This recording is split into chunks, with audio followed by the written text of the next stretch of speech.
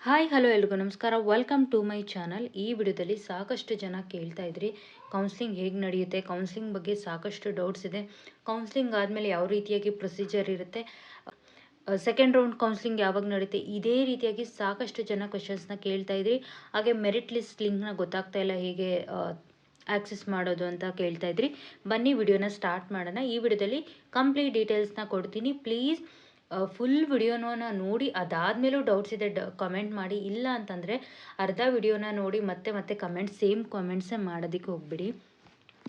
ಬನ್ನಿ ವಿಡಿಯೋನ ಸ್ಟಾರ್ಟ್ ಮಾಡೋಣ. ನೋಡಿ, ಫಸ್ಟು DCE ಕರ್ನಾಟಕ ಅಂತ ಗೂಗಲಲ್ಲಿ ಸರ್ಚ್ ಮಾಡಿದೆ. ನಿಮಗೆ ಫಸ್ಟ್ ಈ ಒಂದು ವೆಬ್ಸೈಟ್ ಕಾಣುತ್ತೆ. ಆ ವೆಬ್ಸೈಟ್ ಮೇಲೆ ಕ್ಲಿಕ್ ಮಾಡಿದಾಗ ನಿಮಗೆ ಈ ಒಂದು ಸ್ಕ್ರೀನ್ ಡಿಸ್ಪ್ಲೇ ಆಗುತ್ತೆ.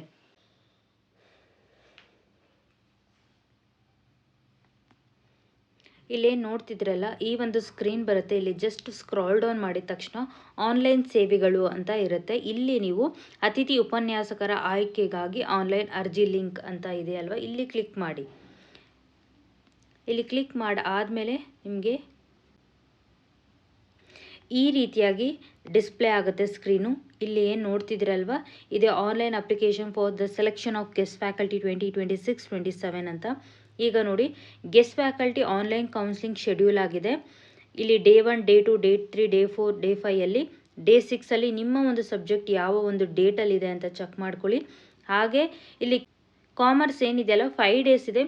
5 ದಿನ ಕಾಮರ್ಸ್ದು ಕೌನ್ಸಿಲಿಂಗ್ ನಡೆಯುತ್ತೆ ಅಂದರೆ ಇಲ್ಲ, ಒಂದಷ್ಟು ಡಿವೈಡ್ ಮಾಡಿರ್ತಾರೆ. ಒಂದಿಷ್ಟು ಕ್ಯಾಂಡಿಡೇಟ್ಸು ಫಸ್ಟ್ ಡೇ ಇರುತ್ತೆ, ನೆಕ್ಸ್ಟ್ ಮೆರಿಟ್ ಲಿಸ್ಟಲ್ಲಿ ಇರುವಂಥ ಕ್ಯಾಂಡಿಡೇಟ್ಸು ನೆಕ್ಸ್ಟ್ ಡೇ ಇರುತ್ತೆ.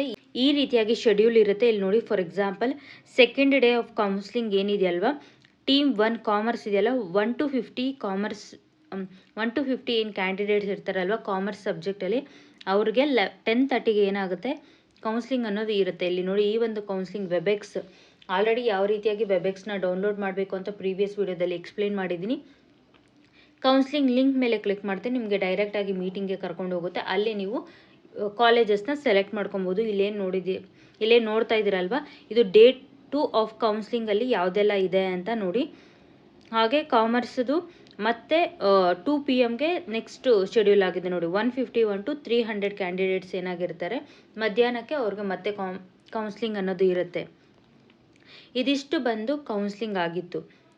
ಕೌನ್ಸಿಲಿಂಗಲ್ಲಿ ಯಾವ ರೀತಿಯಾಗಿ ಸಬ್ಜೆಕ್ಟ್ ಸೆಲೆಕ್ಟ್ ಮಾಡ್ಕೋಬೇಕು ಅಂತ ನಾನು ಆಲ್ರೆಡಿ ಹೇಳಿದ್ದೀನಿ. ಇನ್ನೂ ಏನಾದರೂ ಡೌಟ್ ಇದ್ದರೆ ಒಂದು ಸತಿ ಬ್ರೀಫಾಗಿ ಎಕ್ಸ್ಪ್ಲೇನ್ ಮಾಡ್ತೀನಿ ನೋಡಿ. ನೀವು ಕೌನ್ಸಿಲಿಂಗು ಅಟೆಂಡ್ ಮಾಡಬೇಕಾಗುತ್ತೆ. ಅಟೆಂಡ್ ಮಾಡೋದಕ್ಕೂ ಮುಂಚೆ ನೀವೇನು ಮಾಡಬೇಕಾಗುತ್ತೆ ಅಂದರೆ, ಒಂದು 5 ಲಿಸ್ಟ್ ಆಫ್ ಕಾಲೇಜಸ್ನ ನಿಮಗೆ ಕನ್ವೀನಿಯೆಂಟ್ ಹಾಗೆ ಹತ್ರ ಇರುವಂಥದ್ದು, ಟ್ರಾವೆಲ್ ಫ್ರೆಂಡ್ಲಿ, ಹಾಗೆ ಆ ಒಂದು ಕಾಲೇಜ್ ಬಗ್ಗೆ ತಿಳ್ಕೊಂಡು ನೀವೇನು ಜಾಯ್ನ್ ಆಗಬೇಕಾಗುತ್ತೆ. ಫಸ್ಟ್ ಏನಂತಂದರೆ, ನೀವು ಫಸ್ಟ್ ಪ್ರಿಫರೆನ್ಸ್ ಇರುತ್ತಲ್ಲ, ಇನ್ ಕೇಸ್ ಆ ಕಾಲೇಜಲ್ಲಿ ವೇಕೆನ್ಸಿ ಇಲ್ಲ ಅಂತಂದರೆ ನೀವು ನೆಕ್ಸ್ಟ್ ಕಾಲೇಜಸ್ನ ಇಮಿಡಿಯೇಟಾಗಿ ಅಲ್ಲಿ ಸೆಲೆಕ್ಟ್ ಮಾಡಬೇಕಾಗಿರೋ ಕಾರಣದಿಂದ ಕೌನ್ಸಿಲಿಂಗಲ್ಲಿ ಆದ ಕಾರಣ ನೀವು ಒಂದು 5 ಲಿಸ್ಟ್ ಆಫ್ ಕಾಲೇಜಸ್ನ ವಿತ್ ಕಾಲೇಜ್ ID-ನ ಹೇಳಬೇಕಾಗುತ್ತೆ. ಇದಿಷ್ಟು ಬಂದು ಆನ್ಲೈನ್ ಕೌನ್ಸಿಲಿಂಗ್ ಹೇಗಿರುತ್ತೆ ಅಂತ. ಇನ್ನೊಂದಷ್ಟು ಡೌಟ್ಸ್ ಏನಂತಂದರೆ, ಸೆಕೆಂಡ್ ರೌಂಡ್ ಆಫ್ ಕೌನ್ಸಿಲಿಂಗ್ ಯಾವಾಗ ಆಗುತ್ತೆ ಅಂತ. ಸೆಕೆಂಡ್ ರೌಂಡ್ ಆಫ್ ಕೌನ್ಸಿಲಿಂಗ್ ಯಾವಾಗ ಆಗುತ್ತೆ ಅಂದರೆ, ಒನ್ಸ್ ಏನು ಇದೆಯಲ್ವಾ ಕೌನ್ಸಿಲಿಂಗ್ ರೌಂಡ್ 1 ಅದೆಲ್ಲ ಕಂಪ್ಲೀಟ್ ಆದಮೇಲೆ ಮತ್ತೆ ಏನಾಗುತ್ತೆ, ಸೇಮ್ ಪ್ರೊಸೀಜರೇ ಫಾಲೋ ಆಗುತ್ತೆ. ಮೆರಿಟ್ ಲಿಸ್ಟ್ ಬಿಡ್ತಾರೆ, ಏನೆಲ್ಲ ಸಬ್ಜೆಕ್ಟ್ ವೈಸ್ ವೇಕೆನ್ಸಿ ಇದೆ ಕಾಲೇಜಲ್ಲಿ, ವರ್ಕ್ ಲೋಡ್ನ ಬಿಡ್ತಾರೆ. ಅದಾದಮೇಲೆ ಏನಾಗುತ್ತೆ, same second round of counselling ಇರುತ್ತೆ. ಮೊಬೈಲ್ ಮೂಲಕ ಕೌನ್ಸಿಲಿಂಗ್ ಅಟೆಂಡ್ ಮಾಡಬೇಕಾ ಅಥವಾ ಲ್ಯಾಪ್ಟಾಪ್ ಬೇಕಾ ಅಂತಂದರೆ, ಮೊಬೈಲ್ ಆರ್ ಲ್ಯಾಪ್ಟಾಪ್ ಯಾವುದಾದ್ರೂ ಓಕೆ, ನೋ ಪ್ರಾಬ್ಲಮ್. ಅದರಲ್ಲಿ ಯಾವುದೇ ರೀತಿಯಾದಂಥ ಪ್ರಾಬ್ಲಮ್ ಏನಿಲ್ಲ. ನೀವು ಯಾವುದ್ರ ಮೂಲಕನೂ ಬೇಕಾದರೂ ಕೌನ್ಸಿಲಿಂಗ್ನ ಅಟೆಂಡ್ ಆಗಬಹುದು. ನೆಕ್ಸ್ಟ್, ಕೌನ್ಸಿಲಿಂಗಲ್ಲಿ ಯಾವಾಗ ಕಾಲೇಜಿಗೆ ರಿಪೋರ್ಟ್ ಆಗಬೇಕು ಅಂತ ಸಾಕಷ್ಟು ಜನ ಕೇಳಿದ್ದೀರಾ. ಅದಕ್ಕೆ ಉತ್ತರ ಏನಂತಂದರೆ, ಫಾರ್ ಎಕ್ಸಾಂಪಲ್ ಇವತ್ತು ನಿಮ್ಮ ಕೌನ್ಸಿಲಿಂಗ್ ನಡೆಯುತ್ತೆ ಅಂತಂದರೆ ನೆಕ್ಸ್ಟ್ 3 ಡೇಸ್ ಒಳಗಡೆ ನೀವು ಕಾಲೇಜ್ಗೆ ರಿಪೋರ್ಟ್ ಆಗಬೇಕಾಗತ್ತೆ. ಇಲ್ಲ ಅಂತಂದರೆ ನೀವೇನು ಕಾಲೇಜಸ್ನ ಸೆಲೆಕ್ಟ್ ಮಾಡ್ಕೊಂಡಿರ್ತೀರ, ಇನ್ ಕೇಸ್ ನೀವು ರಿಪೋರ್ಟ್ ಆಗಿಲ್ಲ ಅಂತಂದರೆ ಕಾಲೇಜ್ಗೆ, ಅದು ಕ್ಯಾನ್ಸಲ್ ಆಗುತ್ತೆ. ಆದ ಕಾರಣದಿಂದ 3 ವರ್ಕಿಂಗ್ ಡೇಸ್ ಒಳಗಡೆ ಏನಾಗಬೇಕಾಗತ್ತೆ, ನೀವು ಜಾಯಿನ್ ಆಗಬೇಕಾಗತ್ತೆ. ವರ್ಕಿಂಗ್ ಡೇಸಲ್ಲಿ ಕಾಲೇಜ್ನ ಹೋಗಿ ರಿಪೋರ್ಟ್ ಆಗಬೇಕಲ್ವ, ಆಗ ನಿಮ್ಮ ಒಂದು ಡಾಕ್ಯುಮೆಂಟ್ಸ್ನ ಕ್ಯಾರಿ ಮಾಡಿ.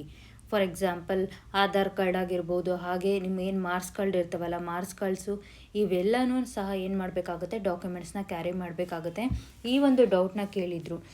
ನೆಕ್ಸ್ಟು ಇನ್ನೊಂದೇನೆಂದರೆ, ಎಲ್ಲ ರೌಂಡ್ಸ್ ಆದಮೇಲೆ ನೀವು ರಿಪೋರ್ಟ್ ಮಾಡ್ಕೋಬೇಕಾ ಕಾಲೇಜ್ಗೆ ಅಂತ ಕೇಳಿದ್ದೀರಾ. ನಿಮ್ಮ ಒಂದು ಕೌನ್ಸಿಲಿಂಗ್ ಆದಮೇಲೆ 3 ವರ್ಕಿಂಗ್ ಡೇಸಲ್ಲಿ ಏನು ಮಾಡಬೇಕಾಗುತ್ತೆ, ರಿಪೋರ್ಟ್ ಮಾಡ್ಕೋಬೇಕಾಗುತ್ತೆ ಕಾಲೇಜ್ಗೆ. ಸೆಕೆಂಡ್ ಲಿಸ್ಟ್ ಯಾವಾಗ ಬಿಡ್ತಾರೆ ಅಂತ ಸಾಕಷ್ಟು ಜನ ಕಮೆಂಟ್ ಮಾಡಿದ್ರೆ, ಫಸ್ಟ್ ರೌಂಡ್ ಕೌನ್ಸಿಲಿಂಗ್ ಆದಮೇಲೆ ಒಂದು ಫ್ಯೂ ಡೇಸಲ್ಲಿ ಏನು ಮಾಡ್ತಾರೆ, ಕಂಪ್ಲೀಟ್ ಇವಾಗೇನು ಪ್ರೊಸೀಜರ್ ಫಾಲೋ ಆಗಿದೆ ಅಲ್ವಾ, ಮೆರಿಟ್ ಲಿಸ್ಟ್ ಬಿಡೋದಾಗಿರಲಿ, ವೇಕೆನ್ಸಿ ಲಿಸ್ಟ್ ಬಿಡೋದಾಗಿರಲಿ, ಇದೆಲ್ಲ ಆದಮೇಲೆ ಏನಾಗುತ್ತೆ, ಸೆಕೆಂಡ್ ರೌಂಡ್ ಆಫ್ ಕೌನ್ಸಿಲಿಂಗ್ ಅನ್ನೋದು ಇರುತ್ತೆ. ಸಾಕಷ್ಟು ಜನ ನಮ್ಮ ನೇಮ್ ಇಲ್ಲ ಮೆರಿಟ್ ಲಿಸ್ಟಲ್ಲಿ ಅಂತ ಕೇಳ್ತಾ ಇದ್ದೀರಾ. ಒಂದು ನಿಮಗೆ ಎಲಿಜಿಬಿಲಿಟಿ ಇರೋದಿಲ್ಲ, ಆದ ಕಾರಣ ಸೊ ನಿಮಗೆ ನೆಕ್ಸ್ಟ್ ರೌಂಡಲ್ಲಿ ಚಾನ್ಸಸ್ ಸಿಗುತ್ತೆ.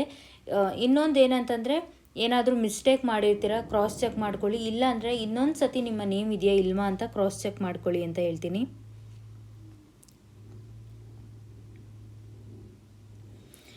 ಇನ್ನೊಂದಷ್ಟು ಜನ ಏನಂತ ಹೇಳಿದರೆ, ನನ್ನ KCET ಕ್ವಾಲಿಫಿಕೇಷನ್ ಇದೆ ಆದರೂ ನಾನು ಮೆರಿಟ್ ಲಿಸ್ಟಲ್ಲಿ ಇಲ್ಲ ಅಂತ.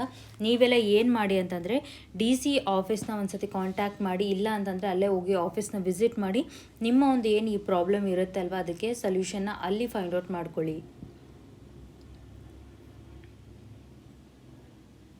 ಫಸ್ಟ್ ರೌಂಡ್ ಆ್ಯಂಡ್ ಸೆಕೆಂಡ್ ರೌಂಡ್ಗೆ ಡ್ಯೂರೇಷನ್ ಕೇಳ್ತಾ ಇದ್ದೀರಾ. ಸಮ್ಟೈಮ್ಸ್ ತುಂಬ ಫಾಸ್ಟಾಗಿ ಆಗುತ್ತೆ, ಕೆಲವೊಂದು ಟೈಮು ಡಿಲೇ ಆಗುತ್ತೆ. ಇಷ್ಟೇ ದಿನ ಅಂತ ಪ್ರಿಡಿಕ್ಟ್ ಮಾಡಿ ಹೇಳೋದಕ್ಕಾಗೋದಿಲ್ಲ. How to check merit list ಅಂತ ಹೇಳ್ತಾ ಇದ್ದೀರಲ್ಲ, ಇಲ್ಲಿ ನೋಡಿ, ಇಲ್ಲೇ ಸ್ಕ್ರಾಲ್ ಡೌನ್ ಮಾಡ್ಕೊಳ್ಳಿ. Merit list for guest faculty online counselling ಅಂತ ಇದೆ. ನೆಕ್ಸ್ಟ್ ಸಬ್ಜೆಕ್ಟ್ ವೈಸ್ ವೇಕೆನ್ಸಿ ಅಂತ ಇಲ್ಲೇ ನೋಡ್ತಿದ್ದೀರಲ್ಲ, ಇಲ್ಲೇ ನೀವು ಫೈಂಡ್ ಔಟ್ ಮಾಡ್ಕೋಬೋದು. ನಾನು ಈ ಒಂದು ಕಾಮೆಂಟ್ಸ್ನ ನೋಡಿಕೊಂಡು ನಿಮ್ಮ ಒಂದು ಕ್ವೆಶನ್ಸ್ಗೆ ಇಲ್ಲಿ ಆನ್ಸರ್ ಮಾಡ್ತಾಯಿದ್ದೀನಿ ವಿಡಿಯೋದಲ್ಲಿ. ಅಲ್ಲಿ ಇದ್ದವರು ಮಾತ್ರ ಕೌನ್ಸಿಲಿಂಗ್ ಅಟೆಂಡ್ ಮಾಡಬೇಕಂತ ಕಮೆಂಟ್ ಮಾಡಿದ್ದಾರೆ. ಅದಕ್ಕೆ ಉತ್ತರ ಹೌದು, ನಿಮ್ಮ ಒಂದು ನೇಮ್ ಮೆರಿಟ್ ಲಿಸ್ಟಲ್ಲಿ ಇದ್ದರೆ ಮಾತ್ರ ನೀವು ಕೌನ್ಸಿಲಿಂಗ್ ಅಟೆಂಡ್ ಆಗೋದಕ್ಕೆ ಸಾಧ್ಯವಾಗುತ್ತೆ, ಇಲ್ಲ ಅಂದರೆ ಇಲ್ಲ. ನೀವು ನೆಕ್ಸ್ಟ್ ರೌಂಡಲ್ಲಿ ಏನಾದರೂ ಮೆರಿಟ್ ಲಿಸ್ಟ್ನ ಬಿಟ್ಟಾಗ ನೀವು ಆಗ ನೆಕ್ಸ್ಟ್ ಅಟೆಂಡ್ ಆಗಬಹುದು. ವೆಬೆಕ್ಸ್ ಬಗ್ಗೆ ತಿಳಿಸ್ಕೊಡಿ ಅಂತ ಕೇಳಿದ್ರೆ, ನಾನು ಆಲ್ರೆಡಿ ಪ್ರೀವಿಯಸ್ ವಿಡಿಯೋದಲ್ಲಿ ಡೀಟೇಲ್ಡಾಗಿ ಹೇಳಿದ್ದೀನಿ. ಯಾವ ರೀತಿಯಾಗಿ ಡೌನ್ಲೋಡ್ ಮಾಡ್ಕೋಬೇಕು ಆ್ಯಂಡ್ ಹೇಗೆ ಅಟೆಂಡ್ ಆಗೋದು ಅಂತ ಲೈವ್ ಆಗಿ ತೋರಿಸಿದ್ದೀನಿ. ಇದೇ ರೀತಿಯಾಗಿ ಸಾಕಷ್ಟು ಕ್ವೆಶನ್ಸ್ ಇತ್ತು. ಆ್ಯಂಡ್ ಕೌನ್ಸಿಲಿಂಗ್ ಬಗ್ಗೆ ನಾನು ಹೇಳಿದ್ದೀನಿ, ಫುಲ್ ಟೈಮ್, ಪಾರ್ಟ್ ಟೈಮ್, ಹಾಗೆ ಪಾರ್ಷಿಯಲ್ ವರ್ಕ್ಲೋಡ್, ಈ ರೀತಿಯಾಗಿ ಏನಾಗುತ್ತೆ ನಿಮಗೆ ಸ್ಕ್ರೀನ್ ಮೇಲೆ ಡಿಸ್ಪ್ಲೇ ಆಗುತ್ತೆ. ಅಲ್ಲಿ ಹೇಳ್ತಾರೆ, ಫಾರ್ ಎಕ್ಸಾಂಪಲ್ ಈಗ ಫುಲ್ ಟೈಮ್ ಕಂಪ್ಲೀಟ್ ಆಗಿದೆ ಅಂತಂದರೆ ಪಾರ್ಟ್ ಟೈಮ್ ಇದೆ, ನೀವು ಜಾಯ್ನ್ ಆಗ್ತೀರಾ ಅಂತ. ನಿಮಗೆ ಬೇಕು ಅಂತಂದರೆ ಎಸ್ ಅಂತ ಹೇಳಿ, ಇಲ್ಲ ಅಂತಂದರೆ ಬೇರೆ ಕಾಲೇಜ್ ಕೋಡ್ನ ನಿಮಗೆ ಕಾಲೇಜ್ನ ಅಲೋಕೇಟ್ ಮಾಡ್ತಾರೆ. ಸೊ ಸ್ಮೂತಾಗೆ ರನ್ ಆಗುತ್ತೆ, ಯಾವುದೇ ರೀತಿಯಾದಂಥ ತೊಂದರೆ ಇರೋದಿಲ್ಲ. ನೀವೇನು ಮಾಡಿ, ಕೌನ್ಸಿಲಿಂಗ್ನ ಪ್ರಾಪರಾಗಿ ಅಟೆಂಡ್ ಮಾಡಿ, ಹಾಗೆ ಕೌನ್ಸಿಲಿಂಗ್ ಆದಮೇಲೆ ನೀವು ಬೇಗ ಹೋಗಿ ಕಾಲೇಜ್ಗೆ ರಿಪೋರ್ಟ್ ಆಗಿ 3 ವರ್ಕಿಂಗ್ ಡೇಸ್ ಒಳಗಡೆ ನಿಮ್ಮ ಒಂದು ಎಲ್ಲ ಡಾಕ್ಯುಮೆಂಟ್ಸ್ನು ಕ್ಯಾರಿ ಮಾಡಿ ನೀವು ರಿಪೋರ್ಟ್ ಆಗಕ್ಕೆ ಹೋಗ್ತಿದ್ದೀರಾ ಅಂದರೆ ಕಾಲೇಜ್ಗೆ, ನಿಮ್ಗೆ ಗೊತ್ತಿರುತ್ತೆ ಯಾವುದೆಲ್ಲ ಡಾಕ್ಯುಮೆಂಟ್ಸ್ ಕ್ಯಾರಿ ಮಾಡಬೇಕು ಅಂತ. ಆ ಡಾಕ್ಯುಮೆಂಟ್ಸ್ ನೀವು ಹೋಗಿ ಏನು ಮಾಡಬೇಕಾಗುತ್ತೆ, ಕಾಲೇಜ್ಗೆ ರಿಪೋರ್ಟ್ ಆಗಬೇಕಾಗುತ್ತೆ.